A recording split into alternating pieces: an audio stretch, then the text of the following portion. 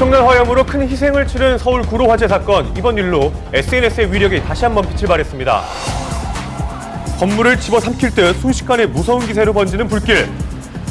동원된 소방차만 15대, 대피한 인원만도 무려 270여 명에 달했는데요. 네네. 불은 한 공사장에서 시작된 것이었습니다.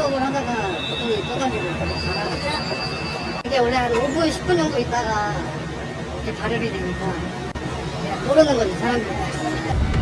거센 불길은 다행히 30분 만에 진압이 됐지만 2명이 사망하고 9명이 중상을 입는 등 인명피해는 피할 수 없었는데요. 공사 현장에 다량의 가연물이 있다 보니까 순식간에 질식되고 연기에 막혀가지고 아마 소사가 된 것 같습니다. 비록 인명피해가 있었지만 더 큰 참사를 막을 수 있었던 데에는 또 다른 이유가 있었습니다. 발빠르게 소식을 전했던 SNS, 트위터나 블로그 등으로 화재 소식이 거의 실시간으로 전파가 되면서 2차 피해를 막을 수 있었던 것입니다. 그렇군요. 자, 이번 사건을 최초로 촬영한 네티즌도 화제가 됐는데요. 바로 이분이십니다. 옥상에서 커피를 마시다가 갑자기 연기가 나길래 제가 스마트폰으로 촬영을 했습니다. 저쪽에서 연기가 그렇게 올라오는 거예요. 이 인근 쪽에 있는 분들은 제 블로그에 방문해 가서 많이 사실을 알게 되더라고요. 이렇게 SNS 위력이 큰 줄 몰랐죠. 화재의 시작부터 진압까지 가장 먼저 생생하게 전했던 SNS.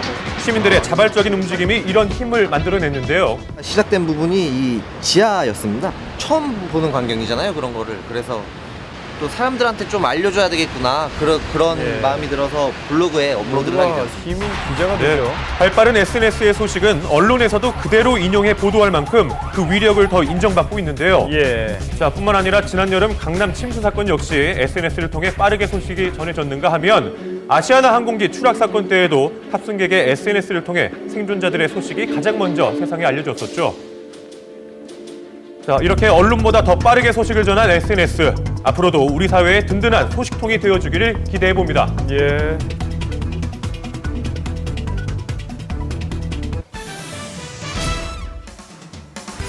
드디어 발표된 수능시험 성적표.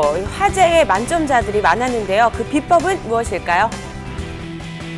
네, 수능 성적표가 배부됐던 어제 성적표 한 장에 희비가 엇갈렸는데요. 네, 수능 만점자는 전국에서 무려 33명이나 나왔습니다. 어떻게 만점을 받을 수가 있죠? 그중에서도 광주 지역은 만점자를 배출한 게 13년 만의 일이라 더욱 기쁨이 컸는데요. 네, 많은 친구들의 축하를 받는 이 학생이 바로 수능 만점의 주인공 유규재 군입니다. 하나도 안 틀리죠? 신통방통합니다. 네, 친구들이 내일처럼 기뻐해졌는데요. 항상 쾌활하게 지냈어요. 네, 운동도 좀 잘해서 좀 신기해요. 운동도 잘해요? 네. 못하는 게 없네요. 학원 한 번 다니지 않았다는 이 학생의 비결은 따로 있었습니다. EBS 인터넷 강의 우병수 중심으로 열심히 그런 식으로 해서 부족한 과목을 보충하고 모르는 문제를 해결했던 것 같아요. 네, 학원 오가는 시간을 아껴 집에서 EBS로 공부하고 요점을 정리했다는 규재 학생. 앞으로의 꿈도 큽니다. 강대국과 약속이 상생할 수 있는 무역 정책을 만들어서 정책 수립할 수 있는 그런 경제학자가 되는 게 꿈이에요. 존경합니다. 또 다른 수능 만점자. 서울 중동고의 강성훈 군입니다. 이 학생 역시 특별한 공부법이 있었는데요.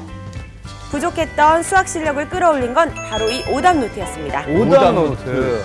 틀린 것들. 자습할 때 다시 한 번 더 펼쳐보고 그 다음에 또 다음도 외울 때 한 번 더 보고 그 다음에 또 한 번 다시 보면서 네, 저는 전혀 모를 저 문제 풀 수 있겠습니까? 이 정답률 10%에 불과한 이 문제도 오답 노트 덕분에 거뜬했다는데요. 어머니의 역할도 컸다고 하죠. 학원 같은 데도 처음에는 그 어지간한 반을 들어갈 수가 없었어요, 사실은. 그래서 소규모 학원에서 몇 명이 비슷한 아이들끼리 하고. 네, 어머니의 든든한 응원은 목표를 이루는 데 큰 힘이 되었는데요. 대도시뿐만 아니라 농촌에서도 화제의 만점자가 있었습니다. 아, 이 친구인가요? 와, 수능 만점자. 축하합니다. 네, 농업에 종사하는 부모님 밑에서 스스로 공부하고 성취하는 법을 배웠다는 변유선 학생. 부모님은 그런 딸에게 미안한 마음이 크다고 하네요. 과외를 했다거나 학원을 갔다거나 이런 거는 안 할게요. 그건 도시 생활보다는 더 뒷바라지 못 이긴 것 같은 생각이 미안한 생각이 들죠.